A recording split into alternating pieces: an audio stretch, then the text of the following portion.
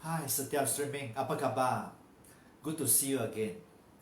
So malam ni kita akan bermula dengan mutiara malam. So sebelum kita mula untuk mendengar firman, kita akan berdoa bersama. Ya. So let's pray ya. Ya Tuhan, kami bersyukur atas anugerah Tuhan. Biar Kau terus menjamah setiap hati kami Tuhan. Sama ada yang streaming atau hamba-Mu yang akan menyampaikan firman-Mu Tuhan. Biar apa yang disampaikan ialah dari Engkau Tuhan. Ya, kuatkan setiap kami Tuhan supaya kami mengenal tentang kebenaran firman dan kami terus menjadi pelaku firman-Mu Tuhan. Semua kemuliaan hanya bagi-Mu Yesus. Amin. So, topik malam ni ialah apa tanggungjawab anggota di gereja lokal mereka. Apa tanggungjawab anggota di gereja lokal mereka? Bahasa Inggeris mengatakan bahawa what are the responsibility of members to their local church? What are the responsibility of members to their local church? So kita akan mula dengan satu kutipan yang dari John F. Kennedy, mantan Presiden Amerika Syarikat. Beliau sebelum beliau menjadi presiden, beliau mengambil sumpah, iaitu beliau berkata bahawa ask not what your country can do for you, ask what you can do for your country. Saya ulang lagi, ask not what your country can do for you, ask what you can do for your country. Maksudnya ialah jangan tanya apa yang negara anda bisa lakukan untuk anda, tanyakanlah apa yang bisa anda lakukan untuk negara anda. So saya percaya beliau sangat seorang yang bervisi, kerana beliau tahu bahawa satu negara bukan setakat tentang bahagian pemerintah saja, tapi setiap warga, setiap rakyat mempunyai tanggungjawab yang tanggungjawab mereka juga.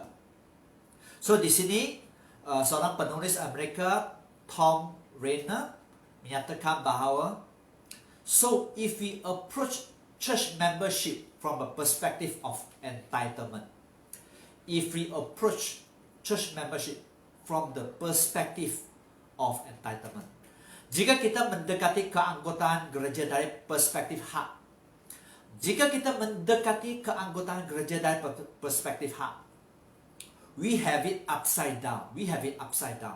Kita melihatnya terbalik sebenarnya. Kita melihat terbalik. You always ask first. What you can do for your church. You always ask first what you can do for your church. Dan anda selalu bertanya terlebih dahulu, apa yang anda bisa lakukan untuk gereja anda? Apa yang anda bisa lakukan untuk gereja anda, gereja lokal anda? Mungkin yang streaming sebahagian mungkin bukan jemaat CSC, it's okay. Tapi apa yang bisa anda lakukan untuk gereja lokal anda? Kalau kita melihat hidup Yesus Kristus, apakah jenis kehidupan untuk Yesus? Yesus datang ke dunia ini untuk apa? Apakah untuk dilayani atau untuk melayani? Yesus datang ke dunia ini untuk memberi atau untuk menerima? Saya percaya anda seorang yang bijak, anda pasti bisa tangkap. Itulah sebab tadi kutipan yang dari JFK, yaitu ask not what your country can do for you, but ask what you can do for your country. Jangan tanya apa yang negara anda bisa lakukan, tapi apa yang anda bisa lakukan untuk negara lain. Sama juga tentang gereja. Ada kala kita sebagai jemaat umat, ya kita orang percaya, mungkin sudah bertahun-tahun sebagai orang percaya, kita rindu untuk apa? Untuk menerima. I go to the church, what I get? Apakah semasa saya pergi beribadah, apa yang saya akan menerima? Menerima asi, menerima sanjungan dari pemimpin gereja, menerima fasilitas yang baik, menerima sesuatu yang diberi oleh gereja, menerima. Tapi jika kita betul-betul melihat Yesus Kristus, Tuhan datang untuk memberi, berkorban. Bahkan dia mati di atas kayu salib untuk dosa Anda dan saya. Dia tetap tidak berdosa, tapi dia disalibkan. Dan hari ketiga Tuhan Yesus bangkit. Itu juga menunjukkan bahwa Tuhan Yesus sudah mengatasi dosa kita. Semasa Tuhan Yesus membayar dengan nyawa dia, selepas itu dia memberi yang terbaik untuk setiap kita. Orang percaya, semasa kita percaya kepada dia, semasa kita terus kuat di dalam iman, kita akan menerima anugerah keselamatan dari dia. So di sini mari kita mempunyai satu pola pikir yang benar, ya. Yang benar. Kita datang beribadah di mana-mana gereja lokal Anda bukan untuk menerima sebenarnya. Karena kalau kita katakan I'm a Christian, saya pengikut Kristus. Jika Anda sebagai pengikut Kristus, apakah Anda datang? Apakah Anda beribadah untuk menerima? Sebenarnya tidak ada salah untuk menerima. Tapi sangat penting, jangan itu menjadi fokus kita.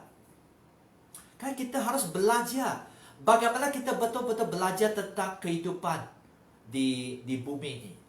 Dengan memberi, dengan berkorban, dengan memberi semasa kita tidak, we feel not like want to give.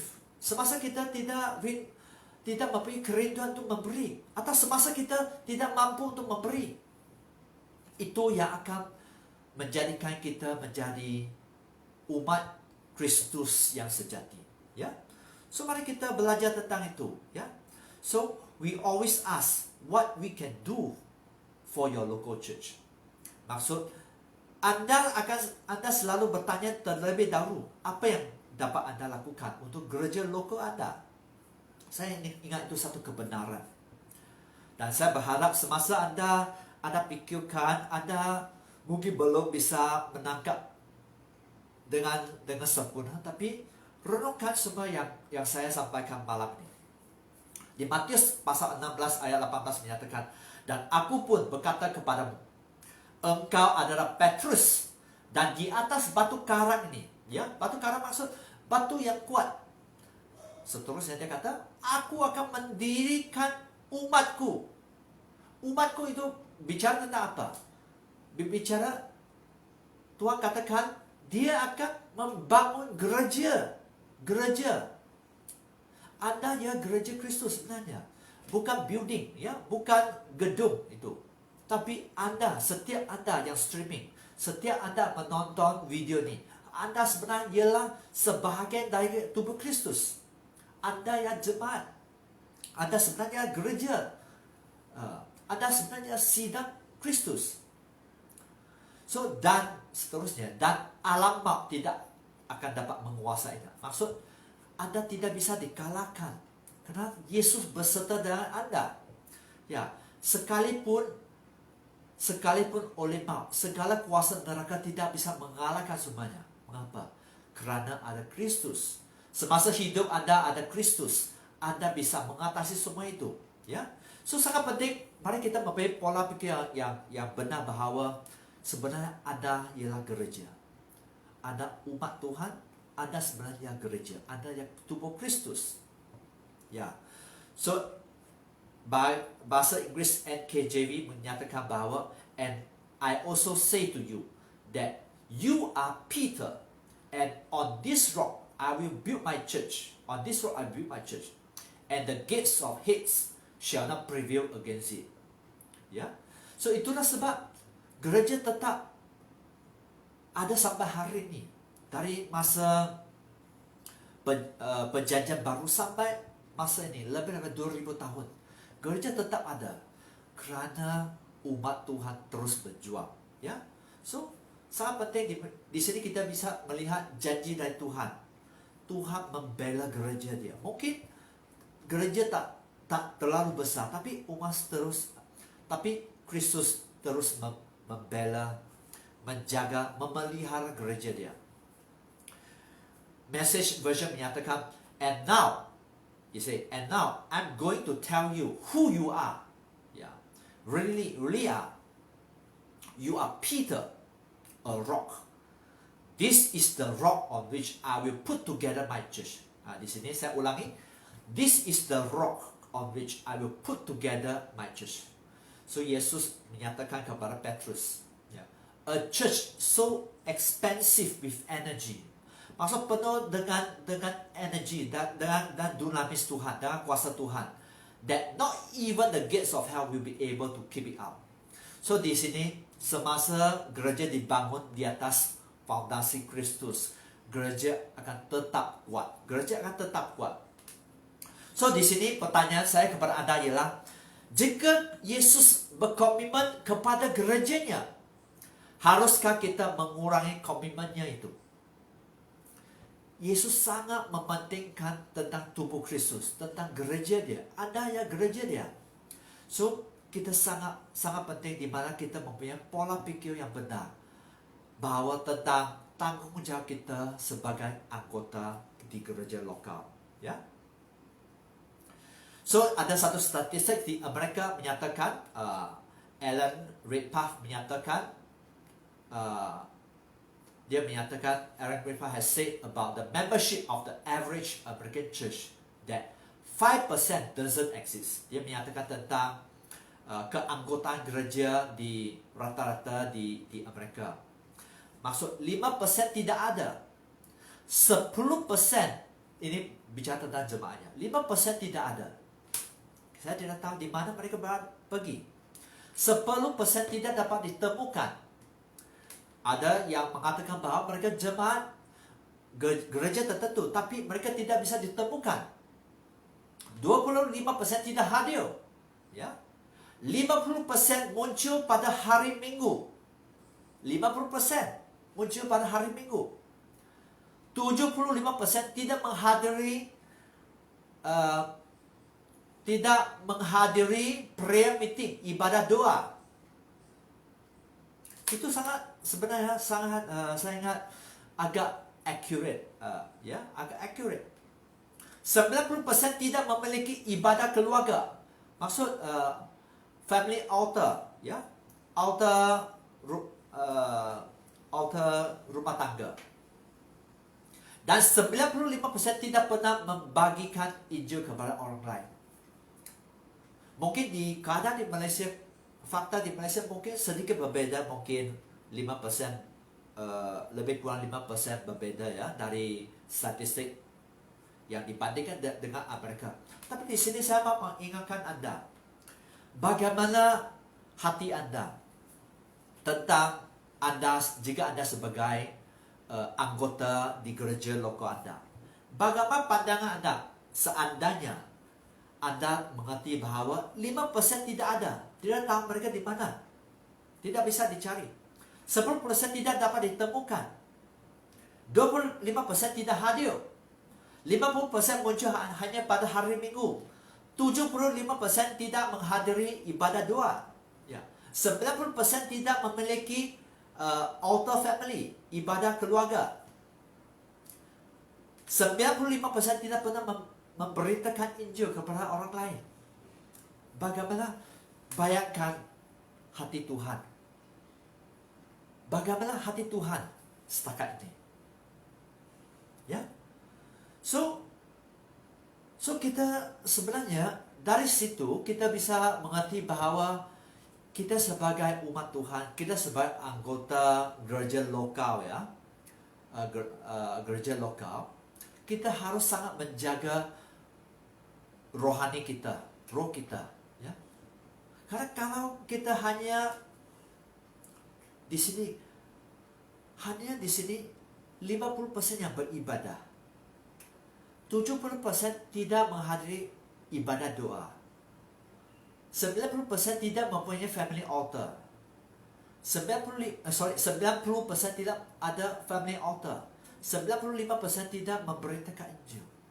Bagaimana Anda bisa bayangkan keadaan gereja lokal Anda? Apakah itu kuat atau tidak? Saya percaya Anda orang bijak, Anda bisa meneliti sendiri, ya. So, apa tanggungjawab Anda sebagai anggota di gereja loko? What are your responsibility as a member of your local church? As a member of your church? Ya? Yang pertama sangat penting, ialah apa? Tanya orang di sebelah, apakah tanggungjawab yang utama sebenarnya? Tanggungjawab utama ialah apa? Hadiri gereja secara teratur dan kerap, ya. Kita bertanggungjawab sebenarnya sebagai anggota gereja. Kita bertanggungjawab untuk menghadiri secara teratur, secara kerap, ya.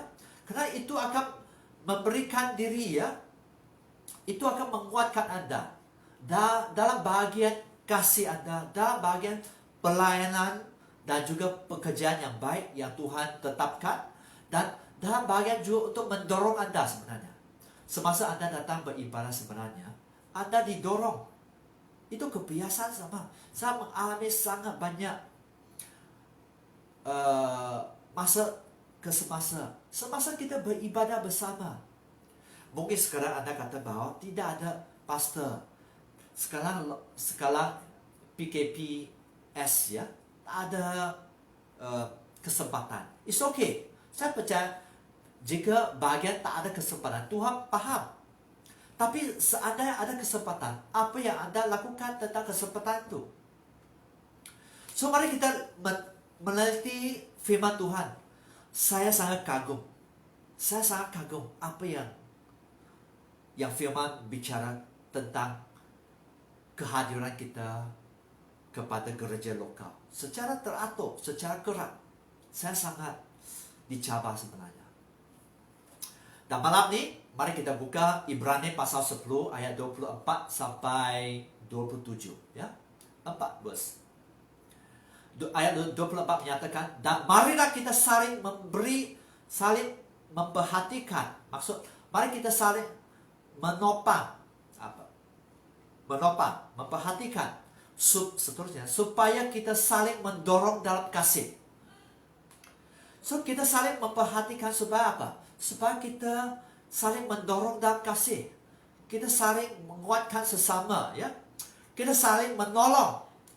Kita saling bersikap ramah sesama. Kita saling menunjukkan kasih kepada sesama.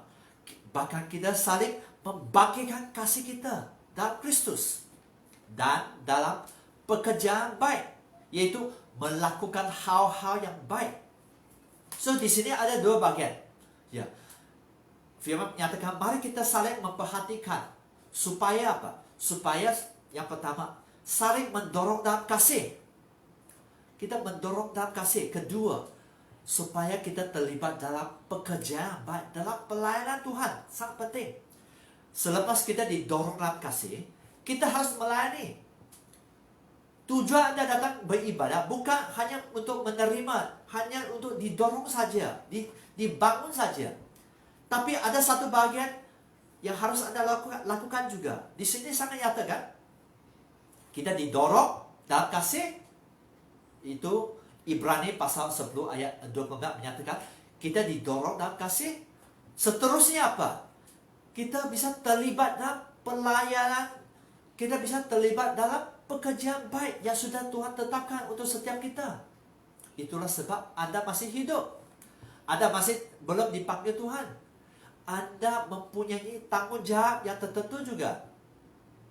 Bukan setakat dikuatkan, tapi Anda harus melakukan pekerjaan Tuhan.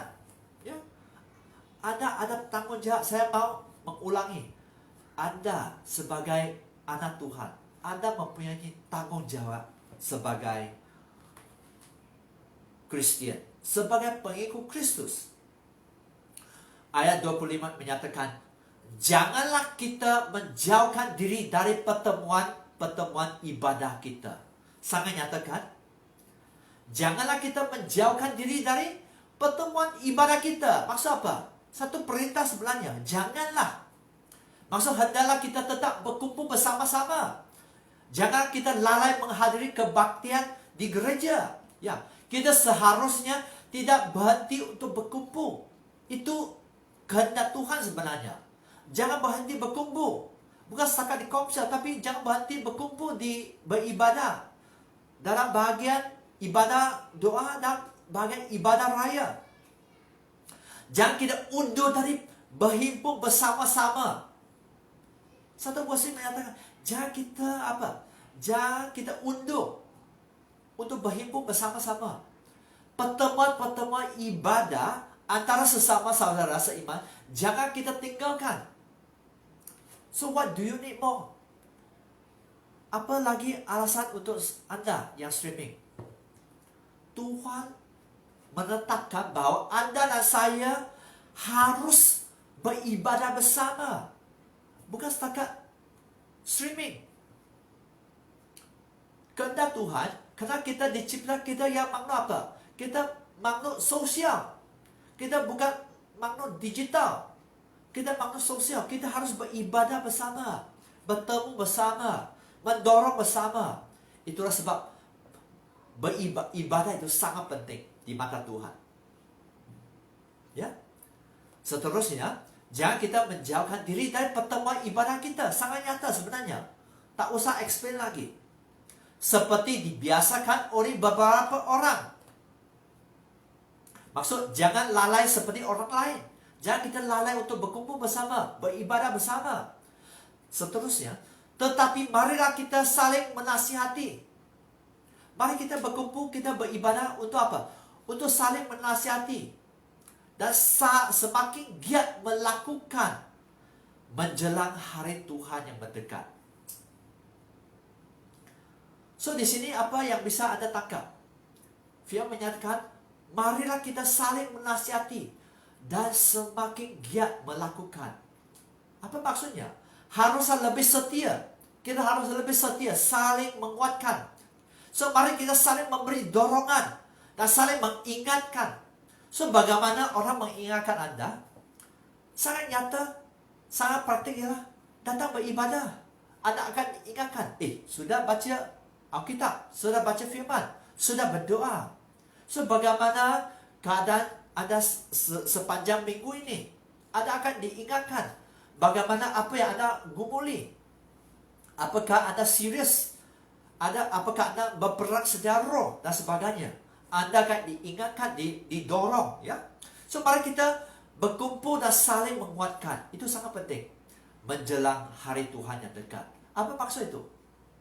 Maksud sebelum kedatangan Tuhan kali kedua, yang sangat dekat sebenarnya. Yang sangat dekat. So, di sini sangat nyata. Ayat 25 menyatakan, jangan kita menjauhkan diri dari pertemuan ibadah kita. Seperti dibiasakan oleh beberapa orang. Tetapi, mari kita saling menasihati dan semakin giat melakukan menjelang hari Tuhan yang mendekat. Tapi, mungkin Anda katakan, Pastor, saya tidak ada waktu ya. Pastor, saya sangat busy. Saya harus bekerja ya hari Minggu. Saya harus bekerja ya masa ibadah doa ya. Saya tak ada masa. Saya sangat busy. Busy sangat sampai bagaimana sebenarnya? Saya mau tanya kepada Anda yang streaming. Apakah Anda menggunakan waktu itu untuk apa? Apakah Anda ada waktu untuk membaca Facebook? Streaming secara Facebook, memain games, apakah ada waktu? Mungkin Anda kata, Pastor, tak ada masa untuk beribadah raya ya hari Minggu, karena saya harus fellowship dengan keluarga saya. Saya harus makan dimsum. Saya harus makan sarapan. Mungkin ada yang katakan, Pastor, saya harus bertemu dengan orang penting waktu siang hari Minggu. Orang sangat penting. Orang itu akan memberi order untuk saya. Wow, seperti alasan yang cukup pas ya. Atau ada yang sedikit jujur katakan, Pastor, saya tidak boleh bangun lah. Tapi mengapa Anda tak bisa bangun? Saya mau tanya Anda. Biasanya orang tak bisa bangun kerana apa? Smile ya. Anda ketawa ya. Anda lewat tidur. Itu sebab. Apakah itu alasan yang cukup baik? Pastor, masa ibadah raya saya ada outing lah. Oh, masa komsel saya harus pergi dating lah. Hari Jumaat saya harus pergi dating, pastor. Kalau tidak, maksud hubungan saya dan pacar saya akan putus. Wah, sepertinya betul-betul alasan yang baik sebenarnya. Saya harus pergi shopping lah, pastor. Saya tak ada masa untuk komsel, tak ada masa untuk ibadah doa. Pastor, saya sudah tunggu holiday saya, cuti-cuti Malaysia atau cuti-cuti di Europe, ke Paris. Pastor, saya tak ada masa lah, saya tak ada waktunya. Anda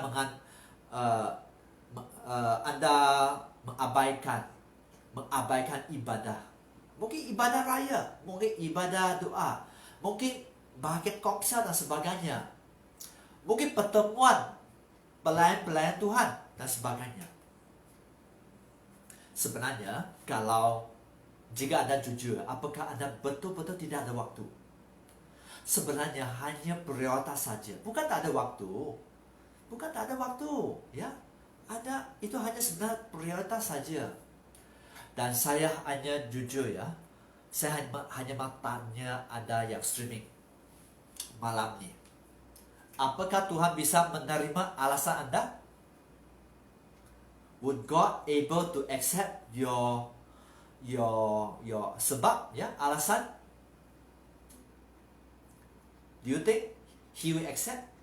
Apakah Tuhan akan menerima alasan Anda yang sangat baik, sangat wajar, ya? Tak ada waktu, saya sangat busy, saya lewat tidur, saya ada harus berpacaran, saya harus outing, saya harus dating. Sebenarnya kesemua itu is not wrong. Tapi seandainya setiap hari Minggu contohnya Anda tidak beribadah, setiap ibadah doa Anda tidak datang, setiap komsel Anda tidak datang, saya ingat itu terlalu. Dan apakah Tuhan bisa menerima alasan Anda? Just ask yourself.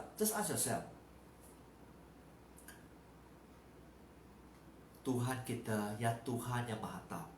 Anda harus mengerti tentang siapa Tuhan. Apa kita bisa membohongi Tuhan? Apa itu sebetulnya alasan yang baik, atau kita hanya cincai-cincai memberi alasan saja? Kita harus bertanggung jawab atas setiap kelakuan kita di bumi ini, ya. Dan tadi ialah tentang tanggung jawab kita sebagai umat Tuhan. Di sini ayat 26 dan 27 ya tentang apa? Tentang akibatnya seandainya kita tidak melakukan bahagian tanggung jawab itu. Dan saya sangat dicabar juga walaupun saya sebagai pastor, saya ingat Tuhan kita langsung tidak diplomatik. Dan jika Anda lihat keadaan Kristus, ya, semasa Kristus mendeklarasikan kebenaran, dia tidak diplomatik. Dia kata ya atau tidak. Karena di dunia ini, jika ikut standar dunia ini, memang okay, no problem. Tapi jika ikut standar Tuhan yang kudus, dia tidak kompromi. Either you follow God or you don't follow. As simple as that. Dia langsung tidak berkompromi. Nah, ayat Ibrani pasal 10 ayat 26 menyatakan, sebab jika kita sengaja berbuat dosa sesudah memperoleh pengetahuan tentang kebenaran. Ingat, saya ulang lagi. Sebab jika kita sengaja, ya, sengaja. Key point ya, sengaja. Anda sengaja berbuat dosa sesudah memperoleh pengetahuan tentang kebenaran. Maksud apa? Kita terus saja berbuat dosa dengan sengaja. Kita sudah bebal dengan dosa, dengan pelanggaran, dengan kita sudah biasa dengan tidak mau taat kepada perintah Tuhan, bahkan memberontak terhadap firman Tuhan. Jika sesudah mengenal kebenaran, mengenai pengampunan, seseorang dengan sengaja terus berbuat dosa. Itulah kebenaran orang sengaja. Dia sengaja berbuat dosa, walaupun dia sebenarnya dia menolak juru selamat dia. Dia sudah memutuskan untuk tetap berdosa sesudah dia mempelajari tentang kebenaran.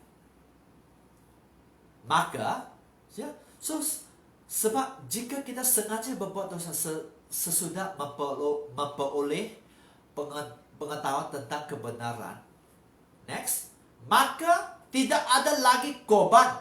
Tidak ada lagi korban untuk menghapuskan dosa itu. Maksud apa? Tidak ada lagi korban untuk menghapuskan. Maksud, dosa ini tidak terhapus oleh kematian Kristus. Anda tidak bisa menggunakan korban Tuhan yang kudus itu untuk alasan, sebagai alasan yang cincai. Ya. So tidak ada jalan. Maksud tidak ada jalan untuk melepaskan Anda dari dosa itu. Maksud Anda sudah berdosa. Dan tidak ada cara untuk menghabiskan dosa itu. Maksud Anda tetap berdosa. Walaupun Anda bisa berdoa kepada Tuhan, Tuhan ampuni saya. Tapi kerana Anda sengaja, fokus poin ialah apa? Jika Anda sengaja berbuat dosa sesudah memperoleh pengetahuan tentang kebenaran, game over. Tidak ada korban yang bisa menghapuskan dosa Anda. Seterusnya ayat 27 menyatakan, tetapi yang ada ialah apa? Saya sangat dicabar sebenarnya semasa saya mendalamkan firman. Tetapi yang ada ialah kematian yang mengerikan akan penghakiman. Apa penghakiman? Satu-satunya yang ada untuk kita ialah menghadapi apa? Menghadapi pengadilan Allah. Tidak dapat diharapkan lagi selain daripada muka Allah dan hukumannya yang dahsyat. Yang kita miliki hanya rasa takut untuk menantikan apa? Untuk menantikan penghakiman Kristus. Ya, sangat nyata sebenarnya. Tak perlu diberi contoh sebenarnya. Tetapi yang ada ialah kematian yang mengerikan akan penghakiman. Seterusnya, dan api yang dahsyat yang akan menghanguskan semua orang durhaka. Dan api yang dahsyat yang akan menghanguskan semua orang durhaka. Apa maksud itu? Api kemarahan Tuhan yang akan membakar habis. Siapa? Orang-orang yang melawan dia. Siapa orang melawannya? Harap bukan Anda dan saya. Maksud apa? Ia akan membinasakan segala musuhnya. So di sini orang durhaka. Tuhan, seandainya Anda, mungkin Anda kata, saya orang percaya, saya Kristian. Kristian maksud apa? Pengikut Kristus. Tapi seandainya Anda sudah mengenal tentang kebenaran, Anda sengaja tidak mentaati, Anda sebenarnya melawan Tuhan. Api kecemburuan Allah yang akan melalap para penentangnya. Anda akan menjadi orang penentang dia. Kehangatan api yang akan memakan. It will swallow you. Kehangatan api yang akan memakan segala orang yang bantahan itu. Langsung tidak diplomatik. Kalau Anda tidak mengerti tentang kebenaran, kita sengaja. Ada kala orang kata play ya, bermain-main. Ya pastor, tak apalah, saya bisa skip beribadah, saya boleh skip. Karena cenderungan manusia yang begitu ya. Saya pernah melakukan begitu. Dulu saya masih sebagai anak Tuhan, berapa tahun sebagai orang percaya. Ada kala mula-mula saya rajin beribadah di komsel. Lepas tu saya ingat, mungkin saya pergi ke sinema, saya pergi menonton movie, saya pergi makan-makan, saya pergi fellowship, saya pergi beribadah, saya pergi bertemu dengan teman-teman saja.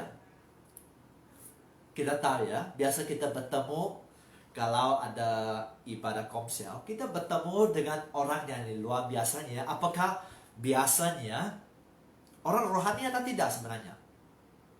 Seandainya mereka orang Kristen. Tapi kalau seseorang tidak rajin beribadah, tidak menguatkan diri, bahkan sengaja di sini, orang sengaja berbuat dosa. Apa? Sengaja skip beribadah, sengaja tidak mau beribadah. Akibatnya sangat mengerikan, ya. Sangat mengerikan, ya. Di mana firman mengatakan ayat 27, menantikan penghakiman. Anda harus berasa takut untuk menantikan penghakiman. Dan api yang dahsyat. Maksud neraka. Anda harus sangat takut untuk menantikan masa Anda dibuang ke lautan api. Dibakar, dimakan habis-habis oleh iblis dan pasukan dia.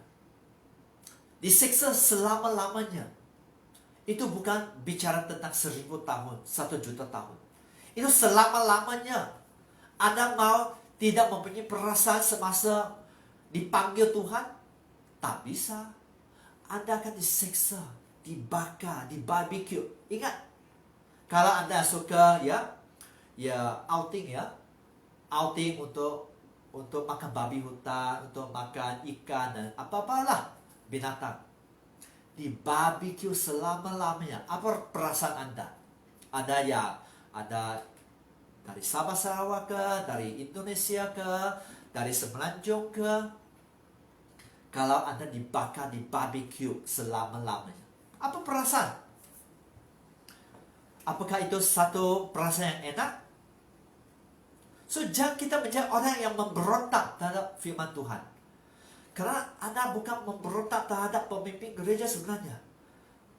Sangat dahsyat. Kebenaran firman akan terjadi.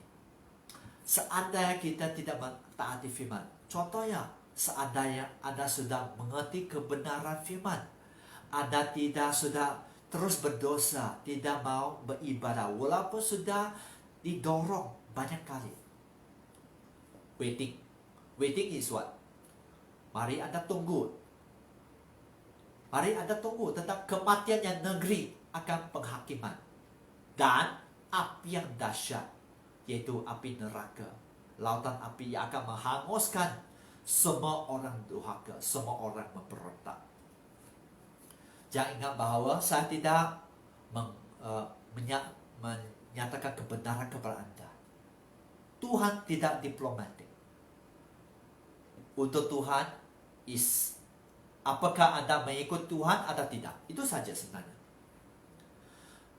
So apa tanggung jawab Anda sebagai anggota di gereja? Tadi kita belajar bahwa salah tanggung jawab pertama ialah untuk menghadiri gereja secara teratur dan kerap. Kedua, bersedia untuk dimuridkan. So, mengapa Anda harus beribadah di gereja? Di 2 Timotius pasal 3 ayat 15 menyatakan, ingatlah juga bahwa dari kecil engkau sudah mengenal kitab suci. Ya. Anda sudah maksud titipan Paulus kepada anak rohani dia. Sebenarnya sangat dekat, sangat dekat di dalam hati dia. Dia katakan dia mengatakan harus Anda pelajari bersama, ya. Karena firman yang akan menjadikan apa? Kita bijak. So hari ini, apakah Anda sangat mengenal tentang firman? Seterusnya saya baca ya. Ingatlah juga bahawa dari kecil engkau sudah mengenal kitab suci yang dapat memberi hikmat kepada kamu, kepadamu, dan menentu engkau kepada keselamatan oleh iman kepada Kristus Yesus. Di sini mungkin Anda kata bahwa, Pastor, belajar firman tak usah berkumpul bersama. Saya bisa baca. Bukankah sekarang ada YouTube, ya? Sekarang banyak kursus online, saya bisa pelajari. Apakah jujur? Saya mau tanya kepada Anda yang streaming atau Anda menonton video ini, apakah Anda betul-betul memberi waktu untuk belajar firman? Jujur. Atau Anda menggunakan waktu itu untuk Facebook, untuk bermain games dan sebagainya, streaming untuk yang lain yang tidak membangunkan? Karena sebenarnya termasuk saya juga, kita perlu diajar, terutama semasa kita masih belum matang di dalam bagian roh. Kita harus diajar, kita harus belajar dari orang lain. Karena untuk betul-betul mengerti firman Tuhan, kita memerlukan seseorang, ya. So di sini firman menyatakan bahwa kitab suci yaitu Alkitab akan memberi hikmat kepada Anda. Firman akan memberi kebijaksanaan kepada Anda. Firman itu akan memberi pengertian kepada Anda. Firman itu akan memberi hikmat. Hikmat ialah apa sebenarnya? Hikmat ialah Anda tahu melakukan apa pada masa yang tertentu. Anda tepat. You are very sharp. Anda sangat tepat untuk melakukan bagian yang sudah Tuhan tetapkan dan menuntun engkau kepada keselamatan oleh iman. So di sini Tuhan akan memberi semasa apa? Karena firman akan apa? Memberi Anda hikmat, kebijaksanaan, dan juga firman akan menjaga keselamatan Anda. Keselamatan Anda di surga bisa dijaga, dipelihara semasa Anda datang beribadah. Firman juga apa? Ayat 16 menyatakan, apakah tujuan firman? Segala tulisan yang diilhamkan Allah memang bermanfaat untuk apa? Untuk mengajar, menyatakan kesalahan, untuk membaiki kelakuan, dan untuk mendidik orang dalam kebenaran. So firman Allah ayat 16 menyatakan ialah untuk apa? Untuk mengajar. Dia berguna, firman berguna untuk mengajar kita dalam kebenaran, ya. Ya. Ada faedah di mana kita belajar tentang firman Tuhan, ya. Kita akan menerima instruksi yang benar.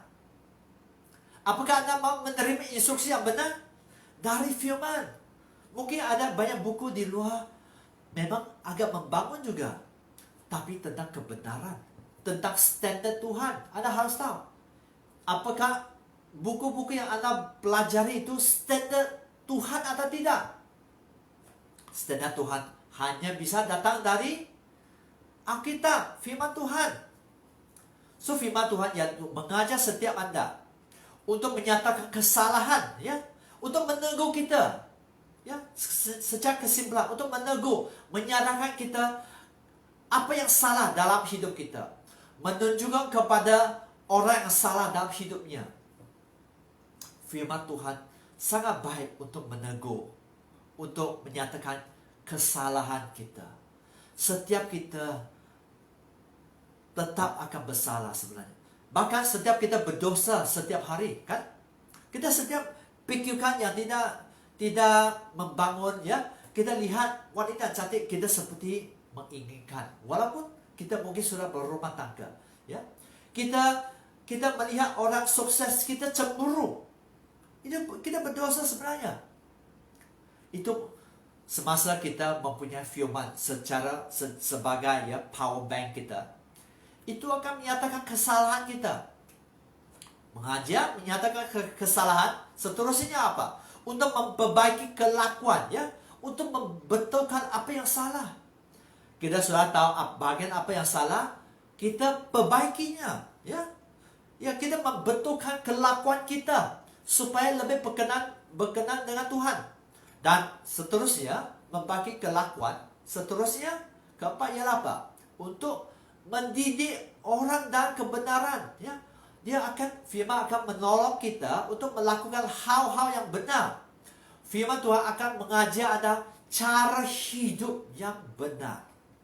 Cara hidup yang benar. Dari mana? Dari firman, bukan dari buku yang lain. Dari firman.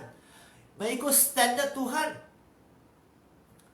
Sia-sia kalau Anda baca semua buku, tapi Anda tidak membaca firman Tuhan. Anda tidak mengikut semasa, Anda tidak mengikut standar Tuhan. Apakah Anda bisa diterima? Tadi, ya, apa yang kita pelajari dari Ibrani pasal 10 tadi. semasa kita mengenal tentang kebenaran, tapi kita sengaja berdosa.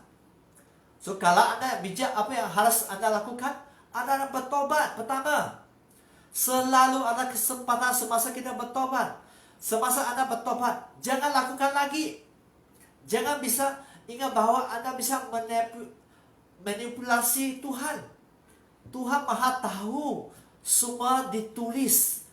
Kelakuan yang baik atau kelakuan yang berdosa, yang jijik, yang fasik, semua direkod di dalam Alkitab, di dalam kitab-kitab di atas. Anda tak akan bisa lari. Semasa Anda meninggal, ada penghakiman. Tuhan akan membuka kitab-kitab Dia. Kalau nama Anda, ya, kalau mana Anda tidak ada di dalam buku kehidupan, apa yang akan berlaku tentang penghakiman? Anda akan dibuang ke lautan api, dibuang saja. Tuhan tidak diplomatik. Sama Anda sungguh-sungguh ikut Tuhan atau tidak sebenarnya. Pilihan Anda. Saya percaya Anda bijak, orang bijak, Anda tahu bagaimana untuk memilih. Ayat 7 menyatakan, dengan demikian, tiap-tiap manusia kepunyaan Allah, yaitu kita sebagai orang percaya, kita sebagai pengikut Kristus, dilengkapi untuk setiap perbuatan baik. Ingat, kita sebagai anak Tuhan, kita datang beribadah untuk membangun, untuk mengerti tentang kesalahan kita, untuk membetulkan kesalahan kita, dan untuk dididik dalam hidup benar.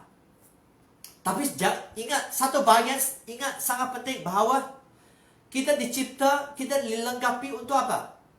Perbuatan baik. Apakah perbuatan baik yang sudah Anda lakukan sekian tahun? Sudah 10 tahun, 20 tahun, 30 tahun sebagai anak Tuhan. Apakah tunjukkan perbuatan baik Anda? Karena semasa kita bertemu dengan Tuhan nanti, kita dihakimi setiap kita, bukan setakat Anda, tapi saya juga. Kita akan dihakimi di depan Tuhan. Raja di atas segala raja, Tuhan di atas segala Tuhan. Tuhan yang kudus, Tuhan yang tidak bercela. Tuhan akan tanya, what have you done about my kingdom? Apa yang sudah Anda lakukan tentang kerajaan saya di bumi ini? Apakah Anda bisa memberi alasan demi alasan? Apakah ada pembicara atau lawyer yang bisa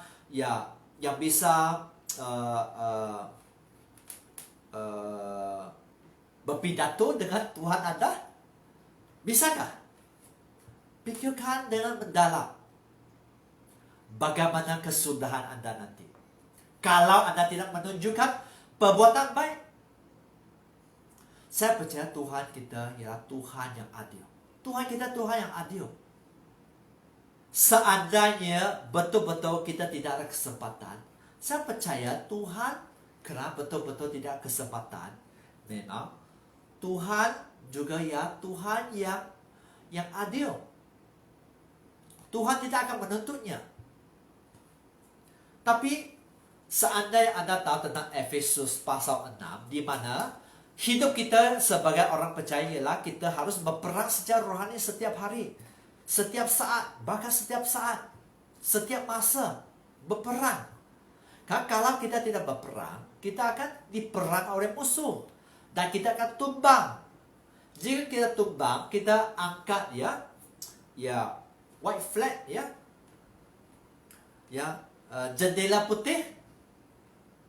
Apakah itu kehendak Tuhan? Tuhan menyatakan, mari Anda berperang secara roh. Tapi Anda santai, kalau Anda sangat santai, Anda makan minum di rumah, atau Anda bekerja, Anda tidak meneliti firman, Anda tidak berdoa, Anda anggap hidup ini, Anda hidup di dalam anugerah Tuhan, di mana Anda ingat bahwa Tuhan mengerti. Ya, memang Tuhan mengerti. Tuhan panjang sabar. Tapi Tuhan juga Tuhan yang bisa buka, kan? Kita sudah lihat Tuhan kita adalah Tuhan cemburu. Tuhan kita juga bisa murka. Kalau kita terlalu manipulasikan anugerah Tuhan, apa yang berlaku sebenarnya? Kita akan menerima penghakiman yang sewajar. Mungkin kerana Anda ingat hidup anak Tuhan sudah diselamatkan, akan tetap selamat. Tapi itu bukan kebenaran Tuhan.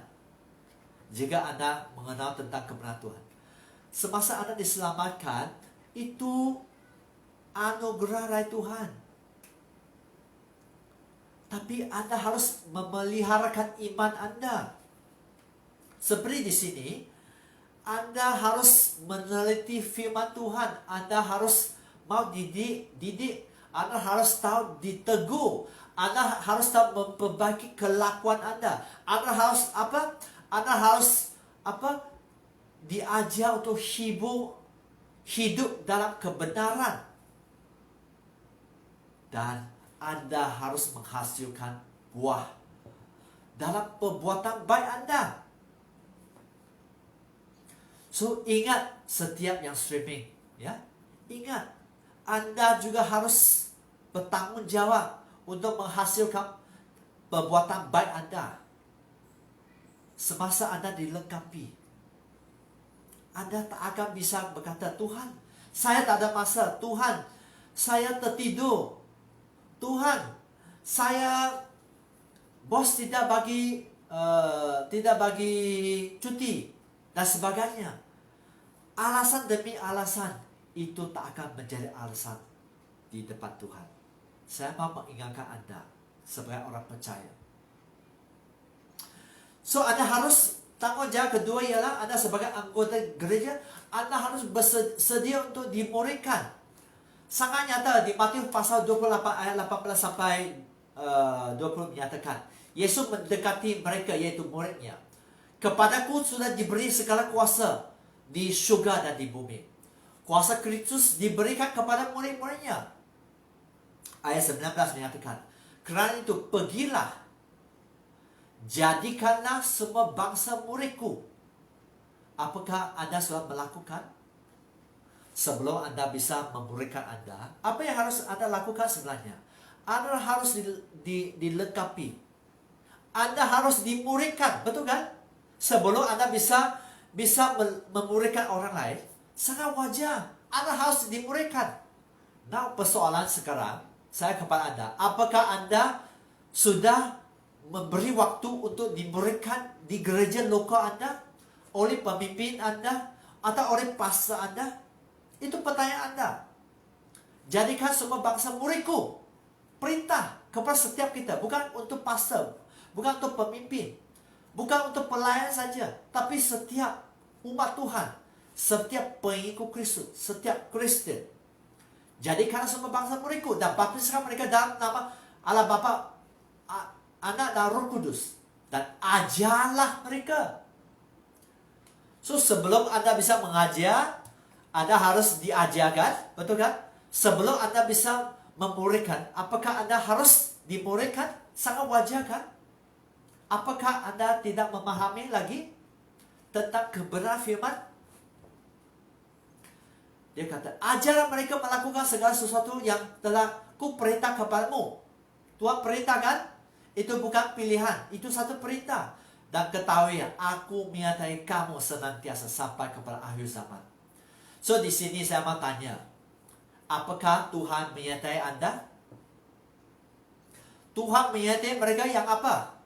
Yang sedia untuk apa? Yang sedia untuk memuridkan bangsa-bangsa, untuk membaptiskan mereka.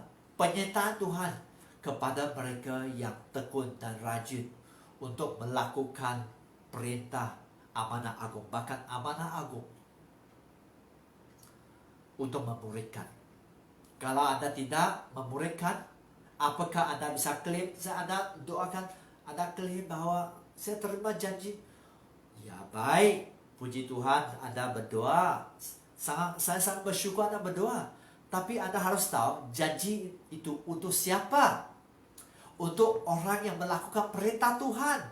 untuk orang yang rindu memuridkan dan membaptiskan mereka dalam nama Allah Bapa, Putra dan Roh Kudus. So, apakah Anda mengalami kuasa Tuhan? Apakah Anda murid Yesus?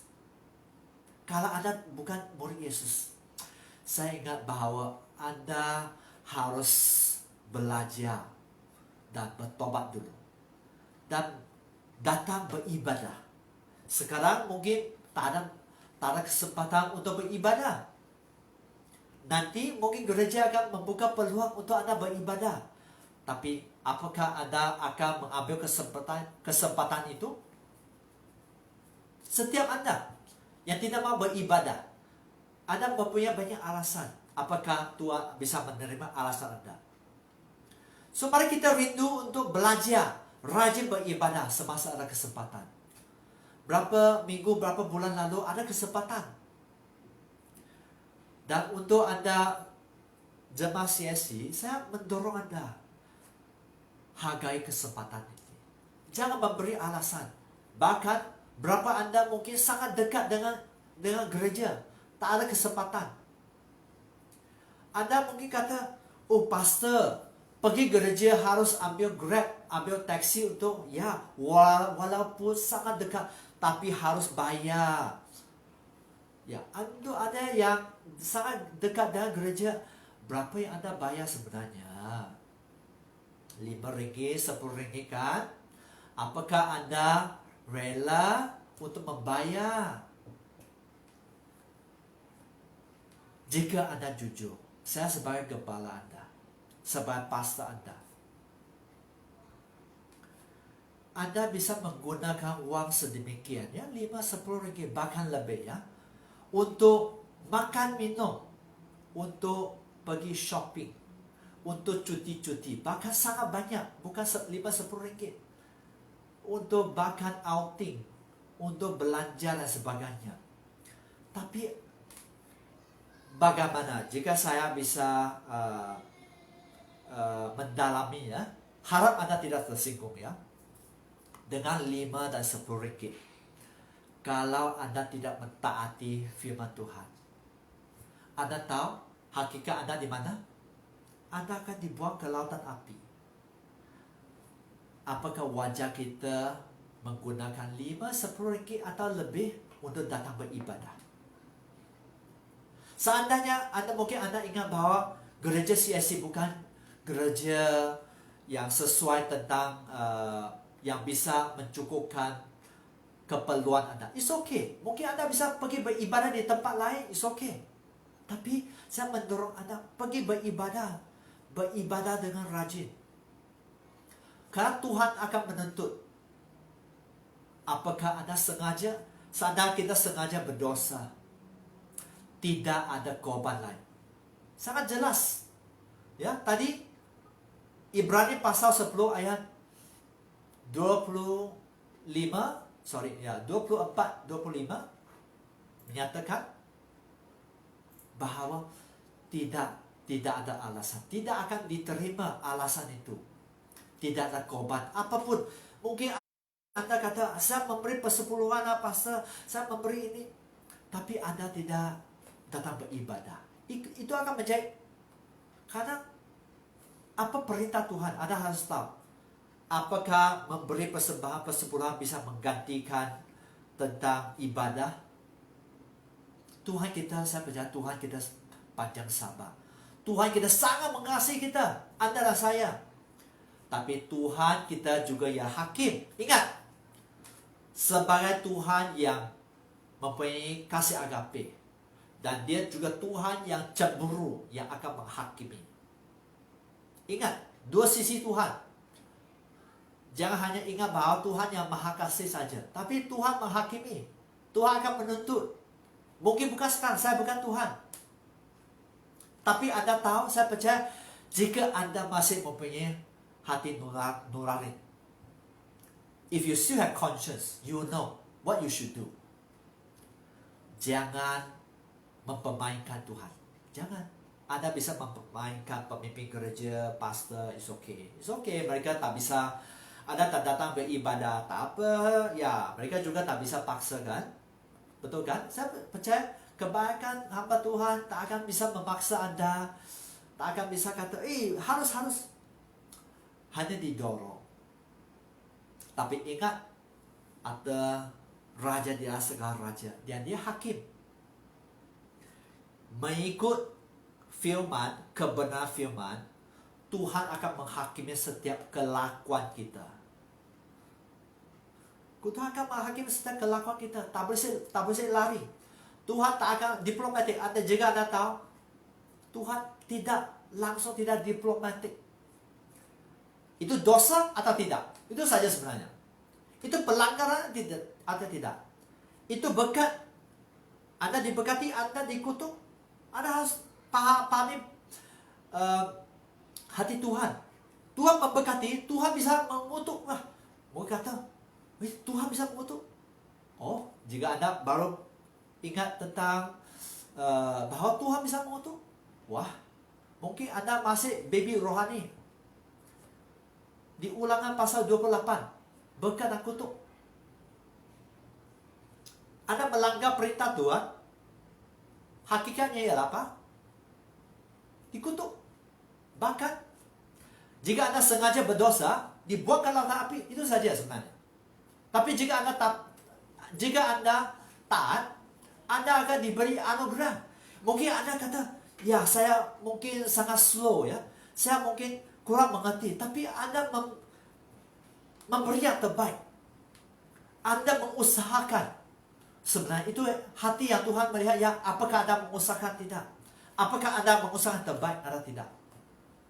Bukan Anda apa yang Anda lakukan. Tuhan selalu melihat apa? Motivasi. Motivasi. Apakah motivasi Anda beribadah benar atau tidak? Apakah Anda memberi dengan benar atau tidak? Apakah Anda melayani benar atau tidak? Tuhan selalu melihat. Tuhan bukan setakat melihat hasil saja. Tuhan melihat motivasi. Seandainya Anda melihat Matius pasal 7, di mana bukan setiap orang memanggil saya Tuhan, Tuhan akan diterimanya. Bukan. Itu Tuhan melihat motivasi. Apakah kita melayani untuk kemuliaan kita, Anda, atau untuk kemuliaan Dia, Tuhan Yesus Kristus? Apakah Anda memberi semua kemuliaan, kehormatan, kepujian bagi Dia saja? Atau Anda mau diterima, diagungi, dipuji? Tidak dipuji, wah, Anda apa? Tersinggung. Anda tidak mau beribadah. Ditegur, wah, Anda tersinggung. Anda kata bahwa pastor atau pemimpin itu tidak baik. Wah, kebenaran ialah kebenaran. Dosa, apakah itu dosa atau tidak? Itu dosa, mari kita bertobat. Mempunyai hati yang lembut untuk bertobat. Kalau itu bukan dosa, anggap itu satu pendengaran, abaikan saja. Tapi kalau itu kebenaran firman, apakah Anda yang streaming, Anda mau pergi ke syurga atau neraka? Dibuang ke lautan api? Atau Anda mau pergi ke syurga di mana Tuhan sudah sediakan satu rumah untuk Anda? Pilihan Anda akan menentukan destinasi Anda, yaitu hidup kekal, ke neraka, lautan api, atau ke syurga. So, mari kita belajar tentang kebenaran ini ya. So, kita harus bersedia. Masih poin yang kedua, tanggung jawab kita sebagai anggota gereja ya. Kita bersedia untuk dimuridkan ya. Ya, kita juga supaya apa? Supaya kita bisa terlibat dalam penginjilan. Tadi apa yang kita pelajari apa? Sekejap ya.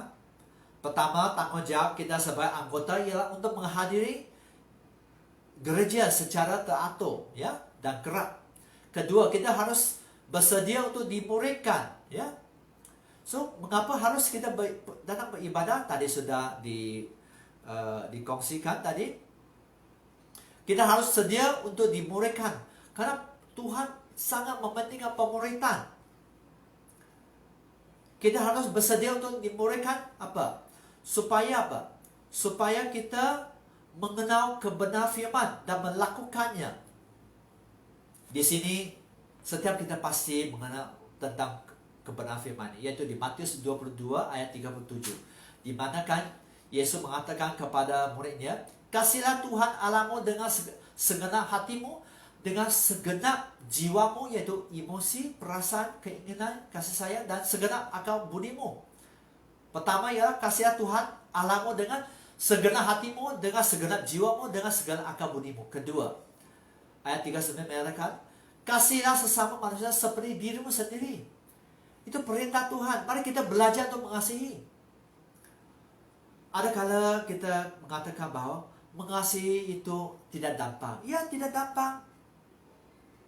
Tapi semasa Anda beribadah di satu gereja lokal Anda, apakah Anda melakukan bahagian itu? Ada kala kita sangat senang untuk menuntut bahwa wah, orang itu tidak mengasihi, pemimpin itu tidak mengasihi, bahkan pastor tidak mengasihi. Tapi satu bahagian juga sangat penting. Jika Anda bisa jujur, ya, apakah Anda mengasihi gereja Anda? Apakah Anda menjadi agen untuk membangun gereja atau untuk memecahkan gereja Anda? Sangat penting. Sering kita bisa menuntut orang sebagai manusia, termasuk saya. Kita sering senang menuntut, wah, tak ada kasih lah, pastor tidak mempedulikan, pastor tidak call lah, atau pemimpin tidak seperti mementingkan jemaat lain daripada saya lah, dan sebagainya. Tapi satu bagian juga, Anda kata Anda anggota gereja CST, apa yang sudah Anda buat? Apakah Anda menopang, membangun? Apakah Anda rajin beribadah? Atau Anda memberi untuk kemuliaan Tuhan, ya, memberi waktu, memberi dalam bagian uang, persembahan, persepuluhan, dan sebagainya. Apa bagian Anda sebenarnya? Bahkan jika Anda menjadi agen memecah atau membuat geng untuk memecahkan gereja, apakah itu kasih sebenarnya? Kenyataan kebenaran firman menyatakan bahwa itu bukan kasih. So, mari kita belajar untuk mengasihi. Kita menuntut kasih, tapi bahagian kita, apakah kita mengasihi gereja loko Anda? Apakah Anda mengasihi gereja Anda? Tanya. Be fair, be adil. Tuhan sangat adil sebenarnya. Dan saya percaya, jika kita tahu tanggung jawab kita sebagai anggota gereja, saya percaya bahwa setiap kita akan dipelihara oleh Tuhan. Mungkin gembala Anda tidak mempedulikan, mungkin pemimpin Anda tidak mempedulikan, atau jemaat lain tidak mempedulikan. Tapi Tuhan kita adalah Tuhan yang adil. Ingat, Tuhan bisa menjamah hati orang. Tuhan bisa mencari hati manusia dan memberkati hidup Anda, menguatkan Anda. Tapi seringkali kita tidak melakukan bahagian kita, dan kita menuntut, bahkan kita menjadi agen iblis untuk memecahkan dan gosip dan sebagainya. Ya, so mari kita perhatikan tentang ini. Ya, kalau Anda sudah dimuridkan, saya percaya Anda tidak akan melakukan bahagian itu, yang bahkan merencanakan kejahatan. Anda tak akan melakukan itu, karena itu ialah gereja Tuhan. Itu bukan gereja Anda, atau gereja pastor, atau gereja pemimpin Anda. Bukan. Itu adalah gereja Tuhan. Kalau Anda belum matang, biasa orang yang memecahkan ialah orang yang belum matang dalam iman. So, bagaimana kita menjadi matang dalam iman? Mari beribadah, sungguh-sungguh beribadah, belajar bersama. Jika Anda sudah berdosa, bertobatlah. Orang mungkin tidak akan bisa mengampuni Anda, tapi saya percaya Tuhan mengampuni. Kan? Saya percaya. Orang mungkin tidak akan menerima Anda sekarang, tapi saya percaya Tuhan menerima. Bahkan jika Anda tahu tentang hati Tuhan, Tuhan membenci. Tuhan sangat membenci dosa. Tapi Tuhan mengasihi pendosa. Tuhan benci, ya. Ingat, dengar lagi, saya ulang lagi. Tuhan membenci dosa, tapi Tuhan sangat mengasihi pendosa. Semasa Anda bertobat, Tuhan akan menerima Anda. So, ingat tentang kebenaran firman ini.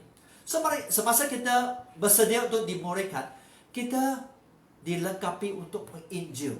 Markus pasal 16 ayat 14 sampai 18 menyatakan, ya, itu menyatakan tentang penginjil. Akhirnya ia menampakkan diri kepada kesebelasan orang itu, yaitu muridnya, ketika mereka sedang makan, dan dia mencela ketidakpercayaan dan kedegilan hati oleh kerana mereka tidak percaya kepada orang yang telah melihatnya sesudah kebangkitannya. So di sini murid-murid Yesus bisa tidak percaya kepada dia, bahkan menjadi orang yang degil. So mari kita belajar. Mungkin Anda sudah dimuridkan, tapi seandainya Anda tidak berhati-hati menjaga, memelihara iman Anda bisa menjadi ketidakpercayaan bisa muncul di dalam hidup Anda. Anda bisa menjadi degil hati, bahkan memberontak terhadap firman Tuhan, memberontak terhadap Kristus. Ayat 15 mengatakan, lalu ia berkata kepada mereka, pergilah ke seluruh dunia. Ya, itu perintah. Pergilah ke seluruh dunia, beritakan Injil kepada segala makhluk. Siapa yang percaya dan baptis akan diselamatkan. So di sini sangat nyata. Yang orang percaya terima Tuhan akan dibaptis, akan diselamatkan. Dan siapa yang tidak percaya akan dihukum. Mereka akan sangat nyata. Semasa Anda sudah terima kebenaran firman, ya, saya bicara kepada setiap streaming atau setiap menonton video ini, setelah Anda telah terima kebenaran firman, tapi Anda tidak percaya, ingat bahwa Anda akan dihukum Tuhan.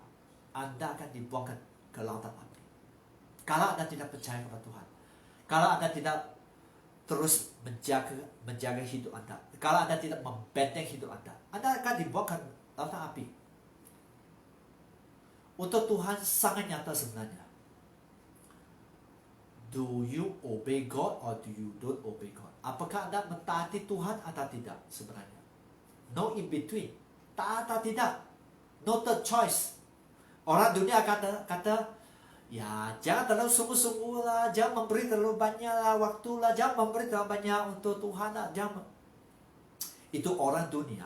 Tapi Anda orang percaya kan, Anda Kristen kan, Anda pengikut Kristus kan. So Anda harus mengikuti siapa? Kristus lah, jelas kan. So dan tanda-tanda ini, ya ayat 17 menyatakan tanda-tandanya akan menyertai mereka orang-orang percaya. Dan mereka akan, janji yang pertama ialah mereka akan bisa mengusir setan-setan demi namaku. Mereka akan, kedua, mereka akan bisa berbicara dalam bahasa yang baru. Ya, mujizat. Ya, mengusir setan, berbahasa yang baru. Ketiga, ayat 18, memegang ular dan sekalipun mereka minum racun maut, mereka tidak akan mendapat celaka. Tuhan membenteng mereka yang menginjil. Keempat, mereka meletakkan tangan ke atas orang sakit, anak orang itu akan sembuh. Persoalan saya kepada Anda ialah, apakah Anda rindu untuk menerima kuasa seperti mereka yang menginjil? Kuasa itu diberikan kepada mereka yang taat untuk menginjil, untuk memberitakan penginjilan, memberitakan berita baik kepada orang yang memerlukan, orang yang hilang. So, jika Anda, mengapa saya tidak mengalami semua ini? Mungkin Anda harus refleksi dan bertobat sebenarnya. Mulai dan bertobat. Mengaku Anda berdosa terhadap kebenaran firman. Dan balik kepada dia. Giat belajar dan memurid dan menginjil dan memuridkan. Ya. So, tanggungjawab pertama ya hadiri ibadah gereja Anda. Kedua, bersedia untuk dimuridkan. Ketiga ialah apa? Tanggungjawab Anda sebagai anggota gereja untuk mendukung gereja lokal Anda. Mengapa Anda menjadi anggota? Contohnya, Anda sebagai anggota di dalam satu usaha, apakah ada tanggungjawab? Jika ada anggota satu mungkin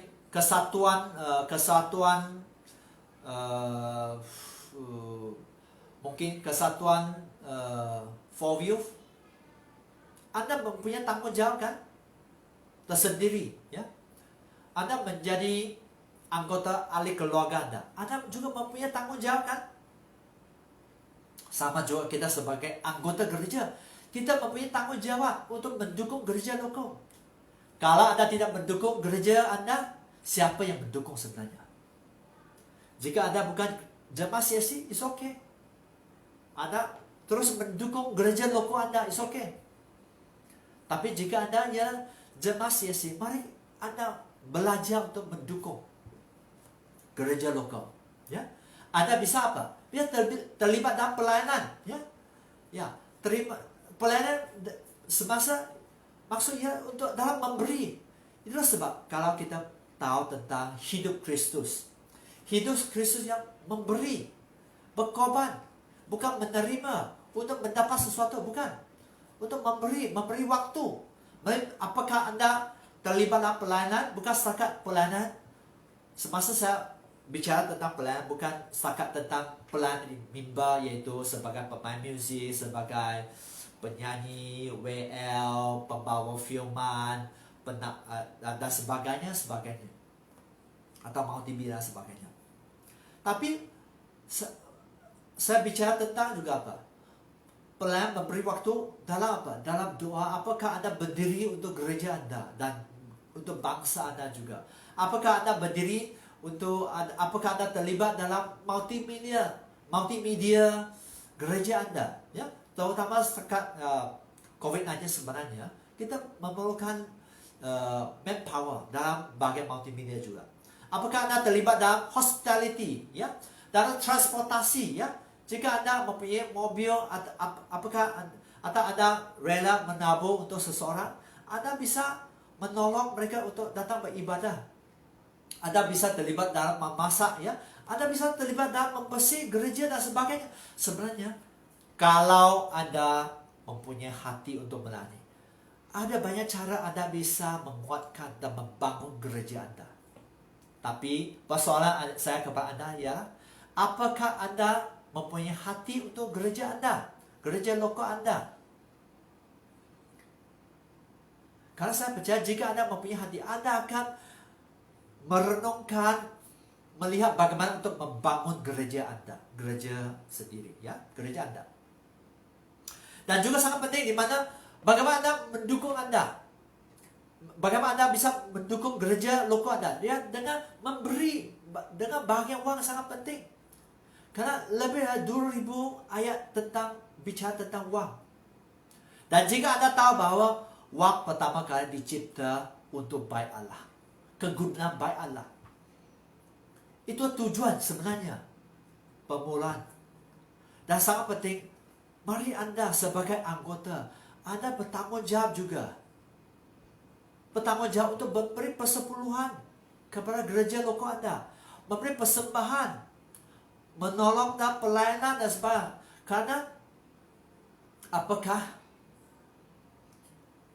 rental gereja tidak memerlukan uang? Apakah elektrik tidak memerlukan uang? Apakah pelayanan gereja tidak memerlukan uang dan sebagainya? Kalau tidak ada orang menopang, bagaimana pelayanan bisa berterusan sebenarnya? Tapi sebagian Anda mungkin kata, saya anggota gereja CSC. Tapi apakah Anda melakukan bagian Anda? Itu persoalan saya. Ya, so sangat penting di mana Mari kita pelajari ya, dalam bagian memberi ya. Saya just touch sedikit tentang bagian memberi ya. Di Malaki pasal 3 ayat 7. Mungkin Anda sangat-sangat sudah bisa hafal tentang firman ini. Ayat 7 sampai ayat 12 menyatakan, saya ulang lagi untuk refresh memory Anda. Sejak zaman Malaki pasal 3 ayat 7, sejak zaman nenek moyangmu, kamu telah menyimpang dari ketetapanku dan tidak memeliharanya. Kembalikan kepadaku, maka aku akan kembali kepadamu. So, setiap kali saya mau mengingatkan setiap jemaat CST ya, setiap yang streaming, tujuan sentiasa setia. Perjanjian Tuhan dengan kita sentiasa setia.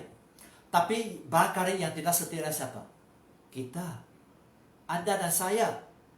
Itulah sebab Anda harus melakukan bahagian Anda. Kembali kepada Tuhan, bertobat, kembali kepada Dia, dan Tuhan akan kembali dan memulihkan Anda.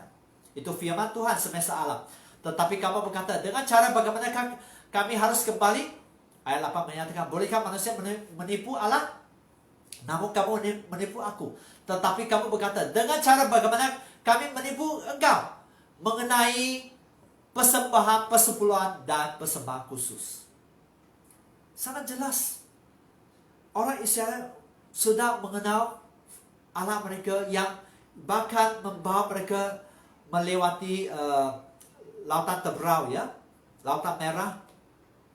Semasa mereka dikejar oleh laskar Mesir, melakukan banyak mukjizat di mana semasa mereka memasuki dalam proses memasuki tanah perjanjian, sangat banyak mukjizat, tapi mereka masih bisa ya menyimpang dari kebenaran. Mereka masih bisa memberontak terhadap Tuhan. Dan untuk ayat 8, mereka memberontak dalam bagian apa? Persembahan persepuluhan dan persembahan khusus. Ayat 9, kamu telah kena kutuk. Setiap kita yang tidak mentaati ya. Sorry, kalau Anda baru sadar ya. Tuhan memberkati, Tuhan yang mengutuk. Ada bagian di mana kutuk bisa datang dari iblis dan sebagainya. Atau kita sendiri yang welcome dengan kesalahan kita. Ya. Tapi ada bagian juga Tuhan bisa mengutuk. Anda telah kena kutuk. Tetapi kamu masih menipu aku. Ya, kamu seluruh bangsa. Ayat sebelum yang mengatakan, bawalah seluruh persembahan persepuluhan itu ke dalam rumah perbendaharaan, supaya ada persediaan makanan di rumahku, dan ujilah aku. So, persepuluhan itu untuk apa? Untuk perbendaharaan, untuk membayar bil-bil, untuk ongkos-ongkos yang harus dibayar, untuk fasilitas gereja, pelayanan gereja, bahkan staf gereja. Itu harus dengan wang kan? Betul kan? Secara nyata, apakah ongkos gereja rental itu bisa dibayar dengan makanan saja atau apa?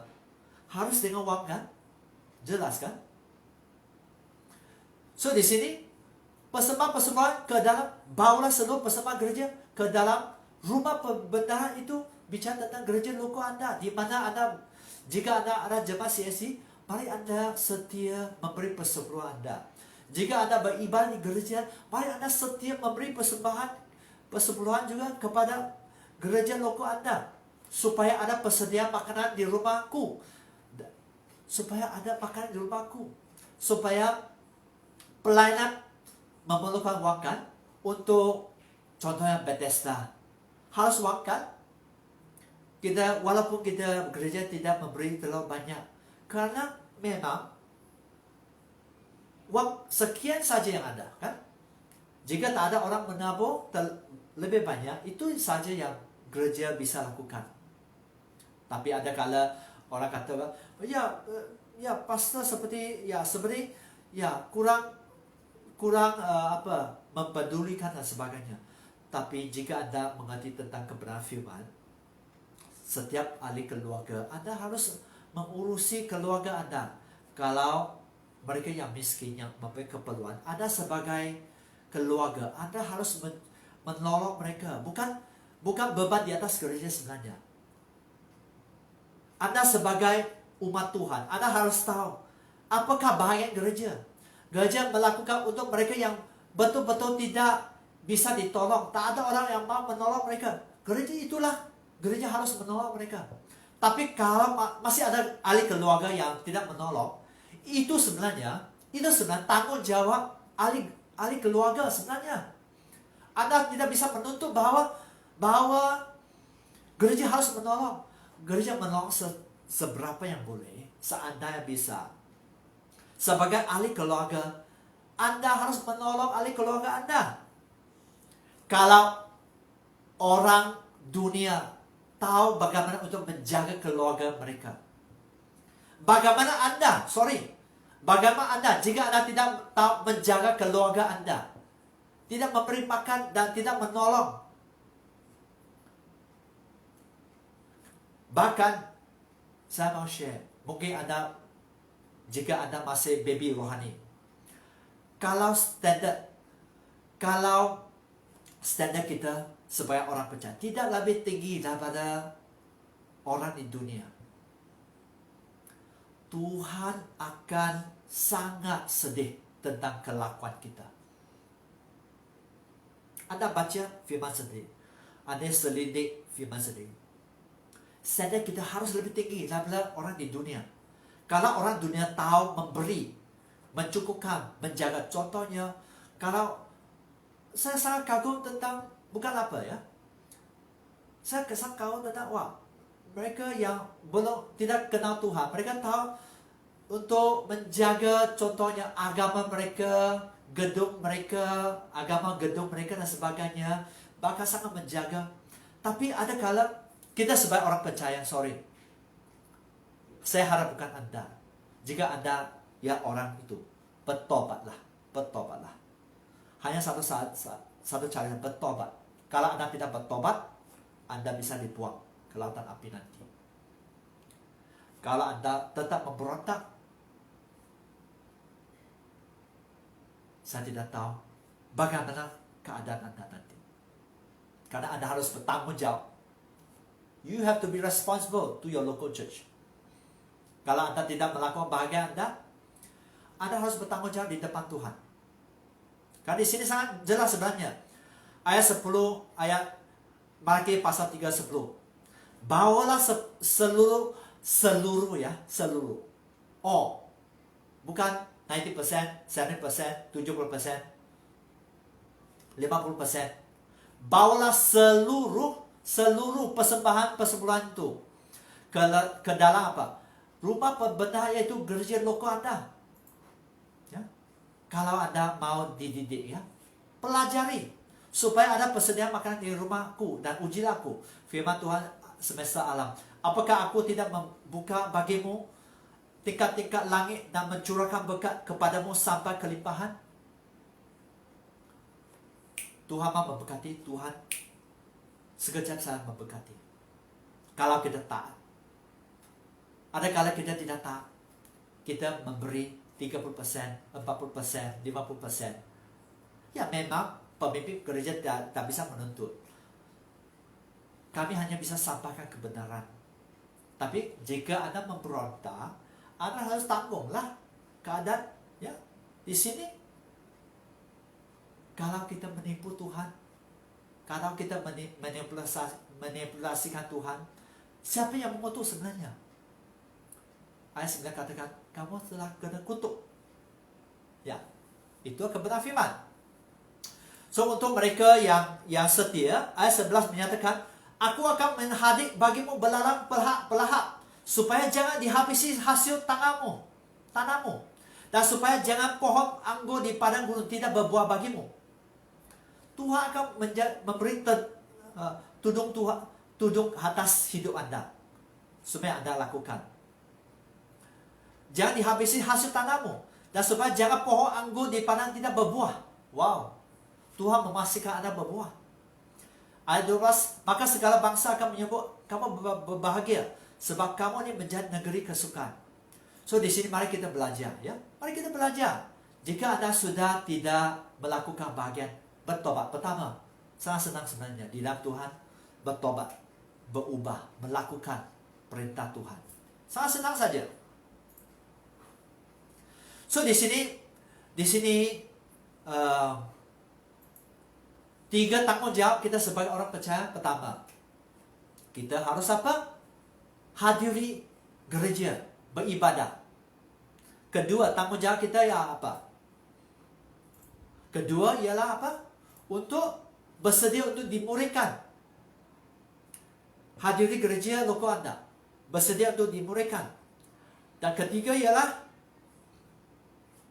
mendukung gereja loko Anda, mendukung visi pemimpin Anda. Mari kita bekerjasama untuk membangun, jangan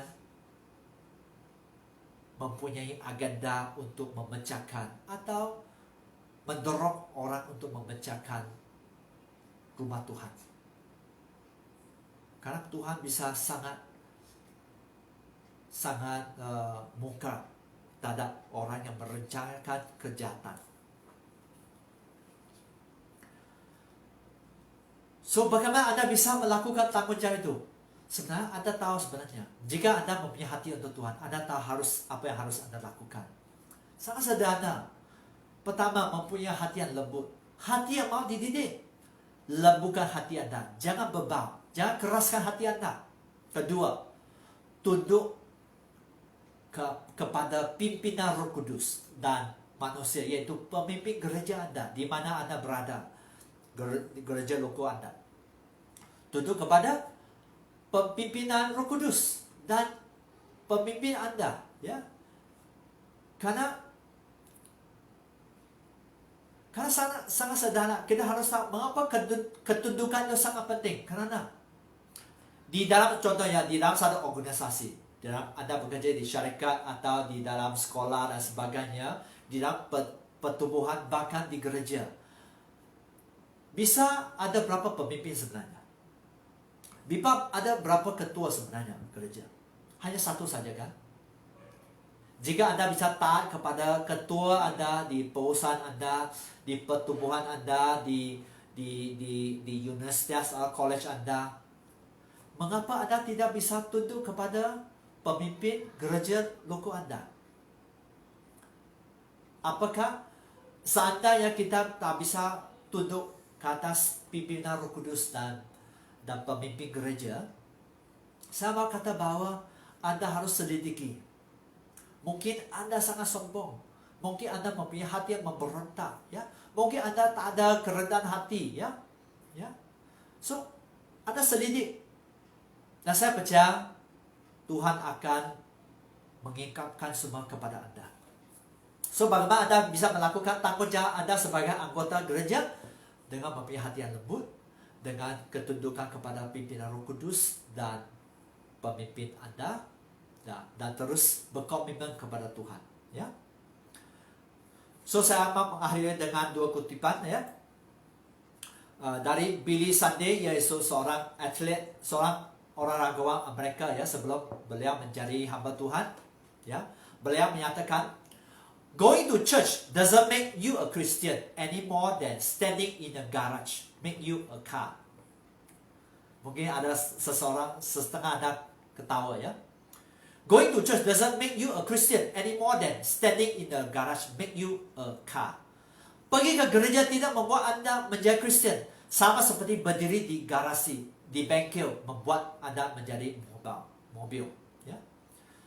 So, sangat penting Anda harus tahu bahwa just because you go to church doesn't mean make you a Christian. Anda pergi ke gereja tidak bermaksud bahwa Anda anak Tuhan yang sejati. Anda akan diterima Tuhan. Anda harus menjadi pelaku Tuhan. Bahkan Anda harus menjadi murid Tuhan. Anda harus belajar untuk hadiri ibadah gereja Anda. Anda harus belajar untuk mau dimuridkan. Ya. Anda harus belajar untuk melakukan semua ini. Bahkan Anda harus belajar untuk mendukung gereja lokal Anda. Dan seorang pendeta dan penulis Amerika, yaitu Mark Driscoll, menyatakan, Christian who practice repentance should be the only ones allowed into church membership and leadership. Christians who practice repentance should be the only ones allowed into church membership and leadership. Maksudnya, orang Kristen yang mempraktikkan pertobatan harus menjadi satu-satunya yang diizinkan menjadi anggota dan kepemimpinan gereja. Orang Kristen mempraktikkan pertobatan harus menjadi satu-satunya yang diizinkan menjadi anggota dan kepemimpinan gereja. Mungkin Anda tidak setuju. It's okay. Tapi untuk Anda merefleksi, Anda terus berpikir secara mendalam, ya.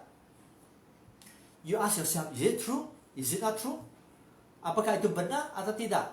It's okay jika tidak benar, abaikan. Tapi jika itu satu kebenaran firman, mari Anda mempraktikkan. Apakah tanggung jawab anggota di gereja lokal Anda? What are the responsibility of members to their local church? So itulah topik untuk malam ini. Refleksikan semua ini. Sekarang kita akan mau mendengar satu lagu. Ya, saya tahu memang mungkin sangat sudah sangat lama ya, tapi ya, sesiapa yang mau mengikuti ya saja. Kamu yang memilih aku, tapi Tuhan yang memilih kita. Kau telah memilihku, Bahkan yaitu sebelum dunia dijadikan. Saudari Nuni akan persembahkan pujian bagi Tuhan. itu lagu rohani, kau telah memilihku.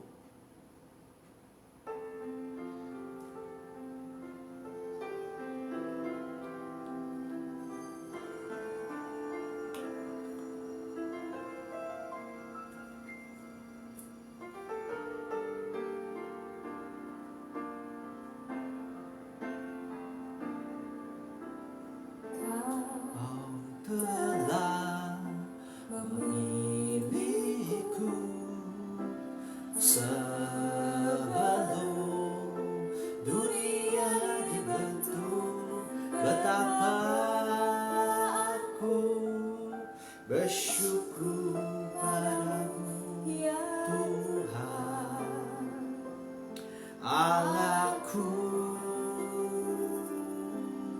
Kau telah memanggilku sebagai Allah kerajaanmu.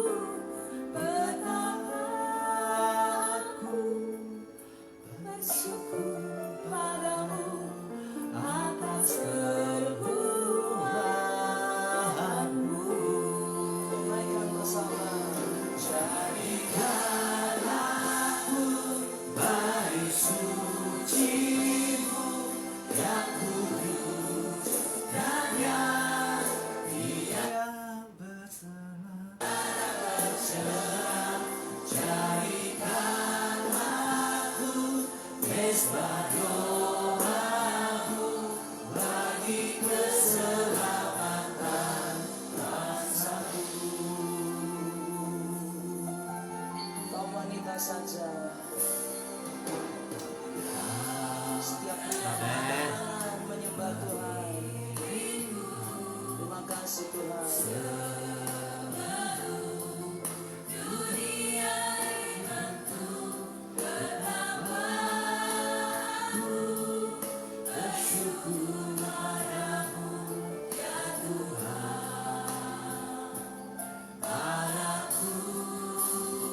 Kau pria saja, Kau telah memanggilku sebagai Allah kerajaanmu.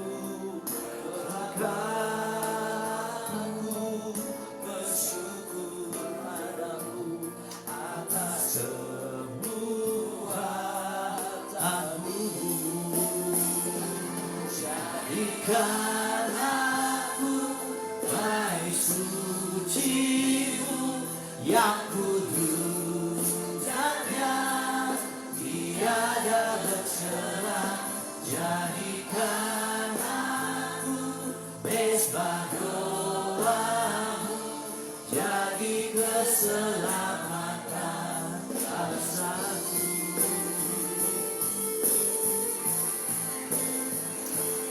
我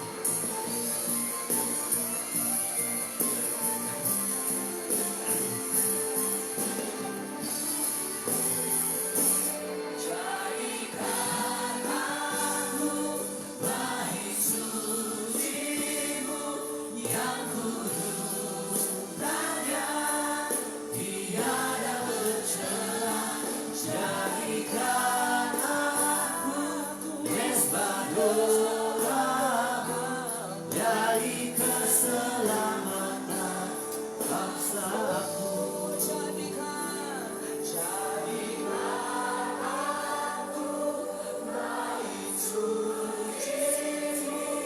Yang kudus tiada bercela, jadikan bagi keselamatan bangsaku, bagi keselamatan bangsaku, bagi keselamatan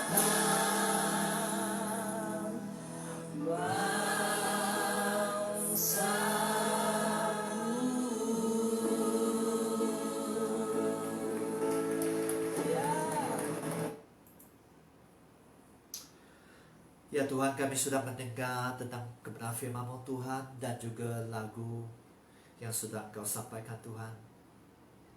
Tuhan, kami tahu bahwa Engkau memanggil semua, tapi sedikit yang dipilih Tuhan. Ya Tuhan, kami mau menjadi orang pilihan Engkau Tuhan. Kami mau terus melayani di ladang Engkau Tuhan. Apa yang sudah Engkau tetapkan Tuhan, apa kehendak-Mu Tuhan, kami mau lakukan bagian Kamu Tuhan. Karena kami tahu bahwa Engkau akan datang tidak lama lagi Tuhan. Semasa Engkau datang kali kedua Tuhan, Engkau akan melihat, Engkau menanya setiap kami Tuhan, masih ada iman. Apa yang bisa setiap kami persembahkan kepada Engkau Tuhan Yesus Kristus. Pekerjaan baik kami Tuhan. Apakah kami hanya santai di gereja saja, atau kami hanya menikmati fasilitas saja, atau kami juga melakukan kehendak-Mu, melakukan perintah-Mu Tuhan. Ya Tuhan, kuatkan setiap kami Tuhan, supaya setiap kami bisa melakukan bagian yang sudah Engkau perintahkan Tuhan. Terima kasih atas kebenaran firman Tuhan. Biar Engkau sempurnakan semua Tuhan. Yang lemah dikuatkan, yang sakit disembuhkan di dalam nama Tuhan Yesus. Biar mereka tetap menjadi, setiap yang streaming, setiap menonton video ini Tuhan, mereka tetap dikuatkan oleh Engkau Tuhan. Mereka tetap menjadi hamba-Mu yang baik dan setia Tuhan. Terima kasih Tuhan. Dan semua orang katakan amen, amen. God bless you. Sampai kita jumpa lagi. All the best.